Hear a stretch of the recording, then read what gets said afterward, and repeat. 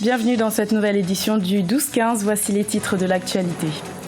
Ouverture du dialogue politique en République démocratique du Congo, des négociations boycottées par la majeure partie de l'opposition. Au Togo, une structure éduque les populations aux bienfaits des produits locaux. Il s'agit de l'Organisation pour le développement et la consommation locale. Et puis au Mali, le championnat national de football de première division arrive à son terme. L'avant-dernière journée a opposé l'AS Police à l'AS Bamako. Résumé de la rencontre dans cette édition. Le dialogue politique voulu par le président Joseph Kabila depuis octobre 2015 a démarré ce jeudi 1er septembre en République démocratique du Congo. Les travaux dureront 2 semaines sous la conduite du facilitateur désigné par l'Union africaine, Edem Kodjo, mais sans la majeure partie de l'opposition qui a choisi de boycotter ces pourparlers. Un reportage de notre correspondant Jacques Amboka, commenté par Ibrahima Djoumaba. Démarrage ce jeudi 1er septembre 2016 à Kinshasa du dialogue politique congolais. Sous la médiation de l'ancien Premier ministre togolais Edem Kodjo, ce dialogue est ouvert à la Cité de l'Union africaine. 15 jours durant, les délégués de l'opposition, du pouvoir et de la société civile vont discuter des questions liées au processus électoral en République démocratique du Congo. On vient dans ce dialogue pour étudier les voies et moyens d'avoir un calendrier électoral réaliste. Et ensemble, nous allons mettre nos intelligences. Quand Nanga va nous parler, président de la CENI, nous allons lui montrer qu'il y a moyen d'écourter l'enrôlement. Les amis de la majorité pourront aussi opposer leurs arguments, mais nous trouverons un compromis. Donc nous sommes là pour trouver un compromis sur l'organisation de l'élection. Le rassemblement de l'opposition maintient son boycott à ses assises. Une vive tension a été constatée entre les sympathisants du rassemblement de l'opposition et ceux de l'Union pour la nation congolaise de Vital Kamerhe qui conduit la délégation de l'opposition à ses assises. Pourquoi nous ne sommes pas là? Parce que là, en fait, c'est le congrès de M. Kabila. Ce n'est pas le dialogue comme étant souhaité par l'Assemblée de notre peuple. Ils confondent le congrès de M. Kabila, cautionné par M. Kodjo, et le dialogue entre Congolais. Loin de la cité de l'OUA, cadre choisi pour la tenue des travaux de ce grand rendez-vous politique, beaucoup de Congolais sont aussi préoccupés et formulent des vœux de voir la classe politique congolaise prendre conscience des enjeux de ces pourparlers. Le dialogue est bon pour tous les Congolais, mais si ce dialogue va nous amener le désordre et le chaos, c'est nous petits peuples qui allons plus souffrir. Les vœux que nous formulons est qu'ils se parlent en toute franchise et trouvent des solutions aux problèmes du pays. Le dialogue politique congolais est présenté comme l'ultime recours pour sauver le processus électoral et permettre l'organisation des élections apaisées.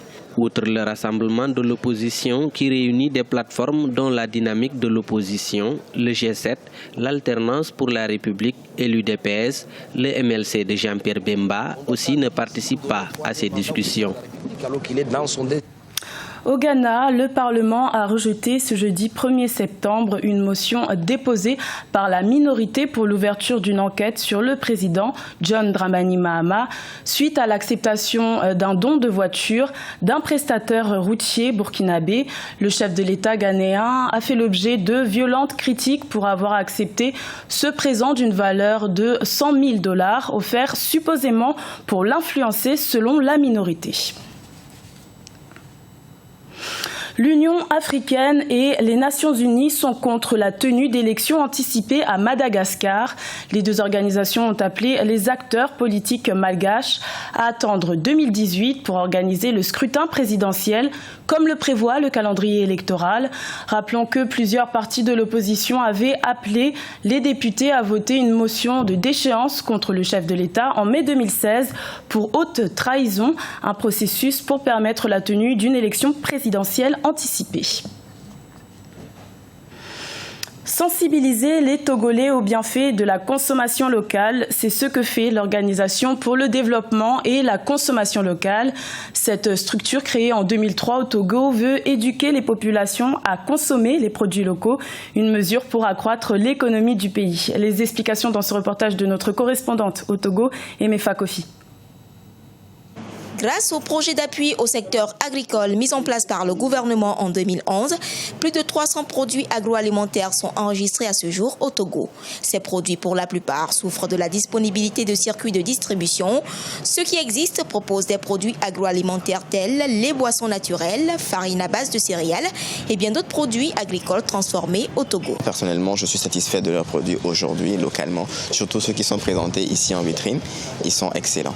Tout ce qui est produit ici, c'est d'abord les produits locaux mis en avant les autres produits. Et je pense que c'est la meilleure stratégie à adopter pour favoriser le développement de nos activités. Cette boutique de commercialisation de produits agroalimentaires locaux est à l'initiative de l'Organisation pour l'alimentation et le développement local.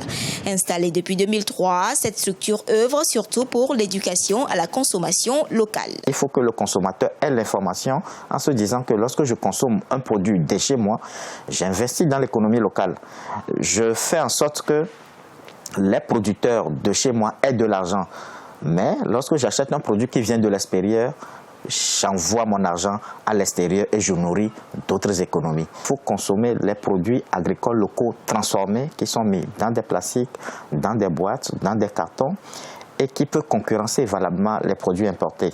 Parce que c'est en consommant ces produits locaux transformés qu'on participe à la création de richesses. L'agroalimentaire et l'agro-industrie représentent plus de 30% du revenu national des pays africains et constituent l'essentiel des revenus d'exportation. Fort de ce constat, ce secteur a besoin d'être développé au Togo et dans les autres États africains, selon des spécialistes. Et cela passe par une volonté politique ferme et des financements, notamment des banques, à l'endroit des entreprises de transformation agroalimentaire.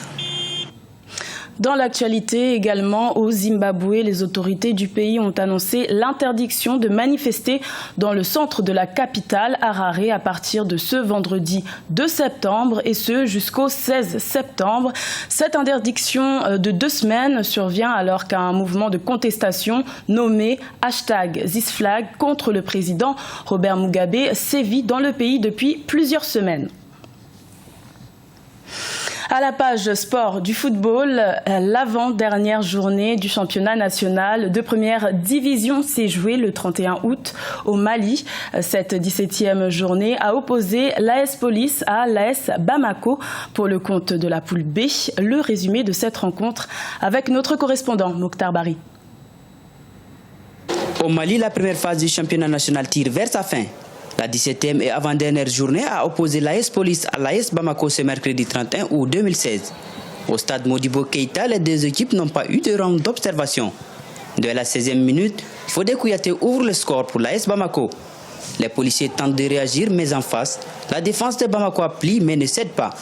La mi-temps intervient avec un léger avantage pour l'AS Bamako. Il faut reconnaître que nous sommes passés vraiment à côté du match. Parce qu'en première mi-temps, on devait quand même tuer ce match. Depuis qu'on a marqué le premier but, on devait quand même tuer ce match. Bon, vu que vraiment il y a eu aussi. Moi, je peux mettre un peu ce match-là sur l'effet de la fatigue. Parce qu'on vient de jouer contre Djoluba dans la même semaine, même pas 2 jours. Bon, on nous programme ce soir encore contre l'AS Police. Je pense que vraiment, c'est pas facile.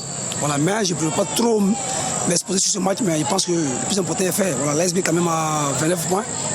Bon, vu l'an passé, les points de l'AS B n'étaient pas à 29. Cette année, on a 29, ça veut dire qu'on a fait plus.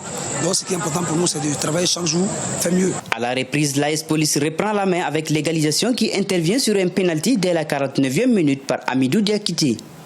L'AS Police a eu lors de cette seconde partie plusieurs occasions nettes de but.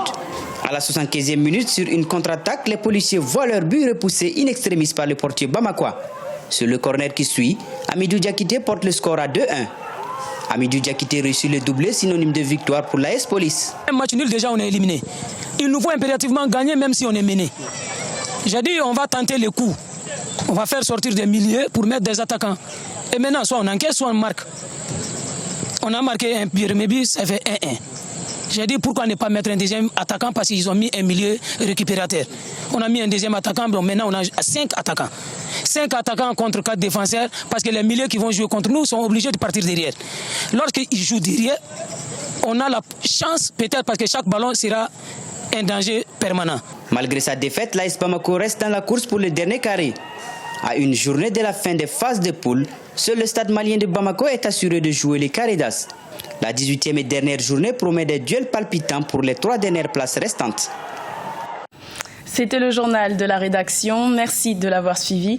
L'information continue sur Africa 24.